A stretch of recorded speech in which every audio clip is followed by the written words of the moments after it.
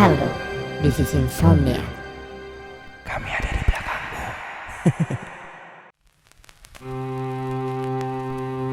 Halo para maniak, kali ini saya akan membacakan kisah seorang mahasiswa yang pernah mengalami kejadian seram di kamar kosannya. Kejadian itu bermula saat gue mencari kosan baru di tahun pertama gue kuliah. Kuliah gue di Semarang dan gue berangkat sendiri dari Bandung. Sampai di Semarang jam 9 pagi dan gue langsung sibuk cari kosan. Karena butuh cepet. Berapapun harganya tuh kosan, asalkan dekat dari kampus ya gue ambil. Gimana nggak butuh cepet? Lusa udah mulai ospek soalnya. Gue mepet banget nyari kosan karena harus jaga ibu di rumah sakit waktu itu. Jadinya waktu keberangkatan awal buat sekalian cari kosan jadi kepake. Saat gue cari kosan di sekitar kampus, rata-rata udah pada penuh semua. Sekalinya nemu yang kosong harus dibayar per tahun, nggak bisa sebulan. Padahal gue mau nyari yang sebulan dulu. Setelah keliling nyari-nyari kosan, gue diem di depan kosan yang lumayan besar. Ada halaman untuk parkir motornya.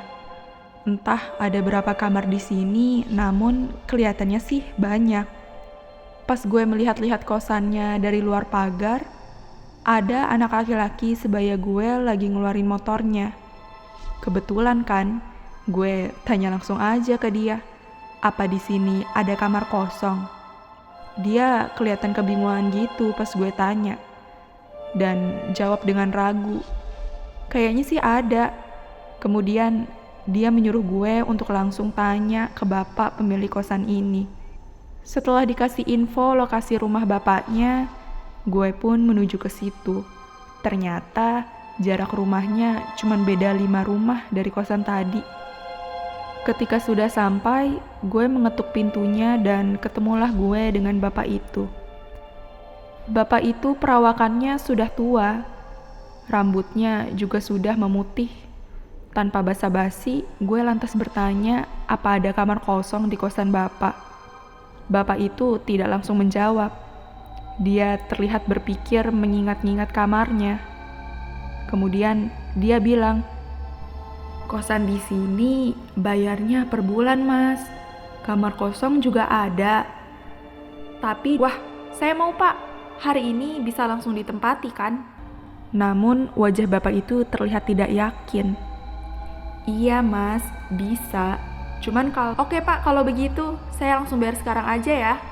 Potong gue tanpa dengar si bapak ngomong sampai akhir. Bapak itu sempat terdiam sejenak melihat gue.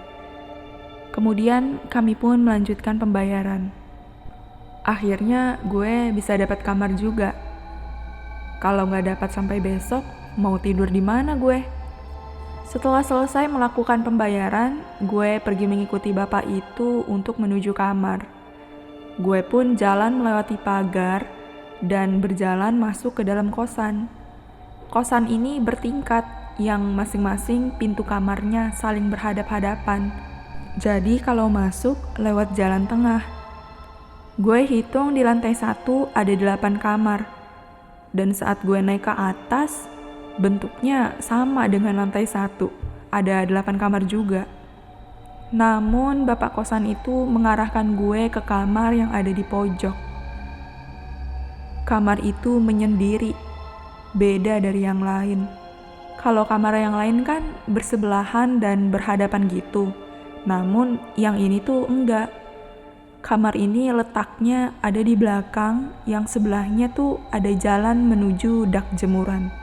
Saat pintu kamar dibukakan bapak, gue lihat ukuran kamar itu sekitar 3x4, yang sudah termasuk kamar mandi di dalamnya. Ada kasur dan lemari juga. Gue jadi merasa senang, karena dilihat dari tempatnya sih, gue bakal betah tinggal lama di sini. Di dalam kamar, bapak kosan itu ngasih tahu password wifi, dan juga hal-hal lain yang bersangkutan dengan peraturan di sini. Terus, Bapak itu diam sejenak, kayak pengen ngomong sesuatu ke gue. Namun dia cuma tersenyum dan langsung pergi keluar. Tata letak kamar gue itu cukup simpel. Di atas pintu kamar gue itu ada ventilasi dan posisi pintu terletak di sebelah kiri. Saat kita masuk, di sebelah kanan tuh ada meja kecil. Dan di sebelahnya lagi ada kasur yang didempetkan ke tembok. Kemudian setelah kasur, depannya tuh ada lemari baju. Di sebelah lemari baju ada tembok kamar mandi yang pintunya menghadap tembok bagian kiri. Gue pun langsung rebahan di kasur karena lelah. Saat gue lihat ke langit-langit, ada paku melengkung yang nempel di atap dan terletak di sebelah lampu. Itu apaan? Paku. Kok dipasang di atas itu ya? Di sebelah lampu lagi. Ya udahlah, emang ya kalau mau tidur tuh suka mikirin yang random. Dan gue pun tertidur. Setelah tertidur, gue tiba-tiba membuka mata. Gue ngerasa kayak ada sesuatu yang memegang leher gue dari belakang. Waktu itu posisi gue masih tiduran di kasur menghadap kiri ke meja kecil. Leher gue kayak berasa dielus-elus dan berasa kayak ada sesuatu yang bergerak. Pas gue pegang, kayak ada daging yang sangat dingin di leher gue. Gue pun meraba perlahan. Gue ngerasa kalau daging itu tuh kayak tangan. Saat gue lihat, bener aja ada tangan berwarna putih. Gue pun langsung membalikan badan ke kanan. Dan tiba-tiba gue berhadapan dengan wajah perempuan yang pucat. Gue pun teriak dan langsung terbangun dari tidur gue.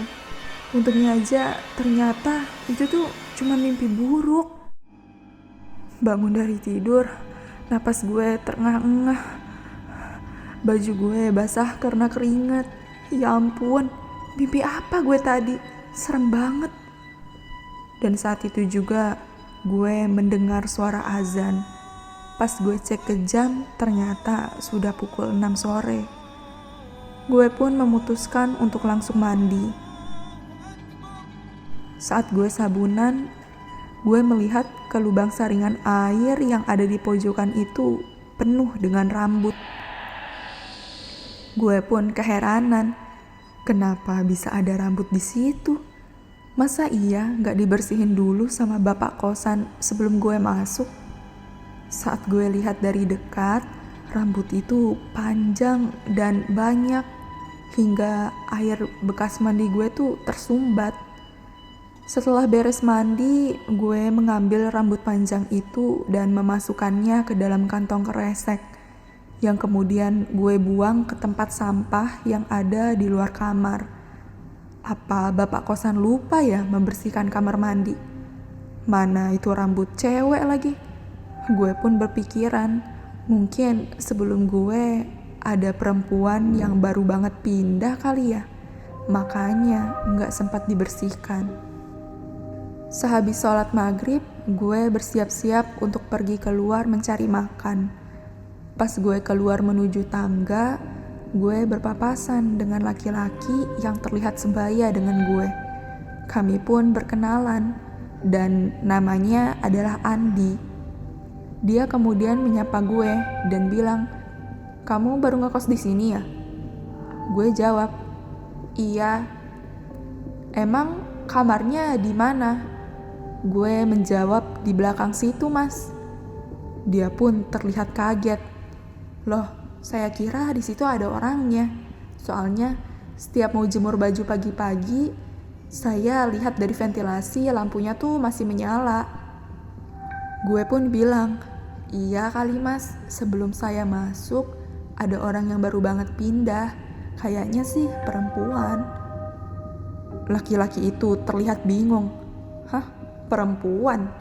Di sini setahu saya tuh gak ada perempuan Mas. Perempuan tuh di bangunan yang satu lagi, di belakang bangunan ini. Nanti pas Mas turun juga kelihatan deh bangunannya. Tapi emang kosan perempuan dan laki-laki tuh satu gerbang sih. Makanya orang-orang di luar nyangkanya kosan ini campur, padahal mah enggak." Gue pun sedikit tercengang mendengarnya. Terus gue tanya mas itu sudah berapa lama tinggal di kosan ini. Dia bilang katanya baru seminggu. Ternyata dia baru juga di sini. Kemudian gue pamit dan pergi ke bawah. Sesampainya di bawah, gue melihat di belakang memang ada bangunan yang sama persis dengan bangunan ini. Entah kenapa gue jadi keheranan sendiri. Setelah makan di luar, gue pun balik ke kosan.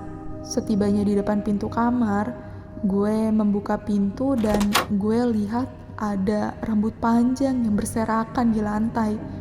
Gue pun kaget, kok ada rambut sih di lantai ini? Padahal tadi kan nggak ada.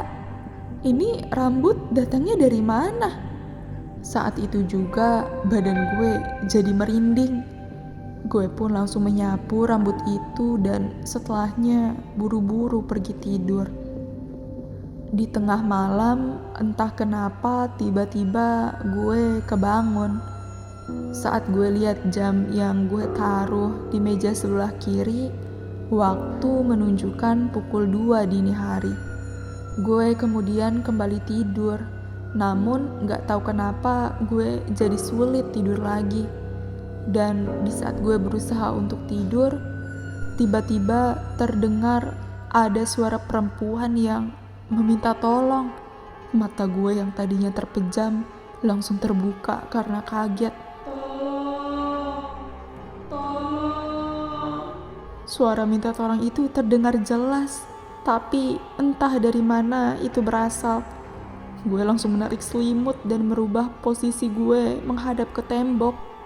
Gue tidur sambil meringkuk di bawah selimut sambil ketakutan. Mas, tolongin saya, tolong. Suara itu masih ada. Gue memaksa mata gue untuk terus merem. Lalu gue merasa ada hembusan angin yang lewat di leher belakang. Sekujur badan gue seketika merinding. Gue juga ngerasa kayak ada yang ngeliatin gue terus dari belakang. Gue pun berusaha untuk tidur dan akhirnya gue pun tertidur. Saat gue terbangun, waktu sudah menunjukkan pukul 7 pagi. Tadi malam gue benar-benar susah tidur gara-gara suara menyeramkan itu. Ya ampun, ada apa dengan kamar ini? Kemudian gue pun pergi mandi untuk bersiap-siap membeli keperluan ospek besok. Di kamar mandi, lagi-lagi gue melihat ada rambut rontok di lubang pojokan itu lagi. Tanpa pikir panjang, rambut itu gue bersihkan dan gue buru-buru mandi karena ingin cepat-cepat keluar dari kamar ini. Selesai mandi dan ganti baju, gue pun keluar untuk mencari sarapan. Selesai sarapan, gue pun kembali ke kamar kosan. Lalu, gue tidak mendapat kejadian aneh-aneh lagi. Sampai malamnya tiba, gue pergi tidur. Saat gue sudah tertidur, gue kembali bangun pukul 2 dini hari. Gue pun memaksa diri untuk bisa tidur. Namun, saat gue membuka mata secara perlahan, gue melihat ke langit-langit. Ada tali panjang yang menggantung di situ. Gue sontak langsung terbangun dengan nafas yang terengah-engah. Saat gue melihat ke atas lagi, tali itu sudah tidak ada. Ada apa ini? Apa tadi itu cuman mimpi? Gue pun gak bisa tidur kembali. Sampai akhirnya sudah jam 3:30, gue bersiap-siap untuk ospek hari ini yang dimulai jam 6 pagi. Setelah selesai bersiap-siap, gue kemudian mengunci pintu dan berangkat menuju kampus. Setelah mengalami kejadian yang aneh 2 hari ini, gue merasa kalau kamar ini tuh berhantu. Singkat cerita, gue pulang ospek jam 7 malam. Saat gue sudah di lantai 2 dan menuju kamar, gue ketemu Andi. Andi nanya ke gue, "Mas, kamu hari ini bawa perempuan ya ke kamar? Mendengar pertanyaan itu, gue kaget. Hah? Enggak kok. Andi pun keheranan. Tadi pas Mas pergi, di siang hari, saat saya mau ke dak jemuran tuh, saya dengar ada suara perempuan yang nangis di kamar Mas. Mendengar ucapan Andi, gue langsung kaget. Gue jadi yakin kalau di kamar itu memang ada hantunya. Gue kemudian cerita ke Andi tentang semuanya. Andi juga langsung merinding setelah mendengar cerita gue.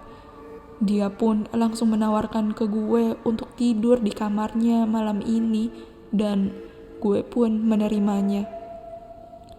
Malam itu juga gue langsung ke rumah bapak kosan. Setelah menceritakan semua yang sudah gue alamin selama 2 hari ini, bapak kosan itu pun menceritakan semuanya. Dia bilang kalau ternyata penghuni kamar kosan gue dulu itu adalah mahasiswi korban pemerkosaan dan dia ditemukan meninggal gantung diri di kamar yang gue tempatin. Kejadian itu sudah berlalu 5 tahun yang lalu. Namun kabarnya kamar itu masih menghantui penghuni-penghuni yang tinggal di sana. Dari awal ternyata bapak itu mau menjelaskan ke gue yang sebenarnya, namun gue nggak mau dengerin omongan bapak itu katanya. Waktu itu gue emang sering motong pembicaraan bapak kos sih. Ya ampun, pantes aja. Selama ini gue melihat rambut berserakan, mimpi-mimpi seram, dan suara minta tolong itu. Aduh, serem banget. Dari kejadian itu, setelah gue menyelesaikan ospek, gue pun pindah mencari kosan yang lain. Gimana penonton untuk konten kali ini? Menurut kalian cerita ini nyata atau tidak? Jangan lupa tulis cerita horor kalian di kolom komentar.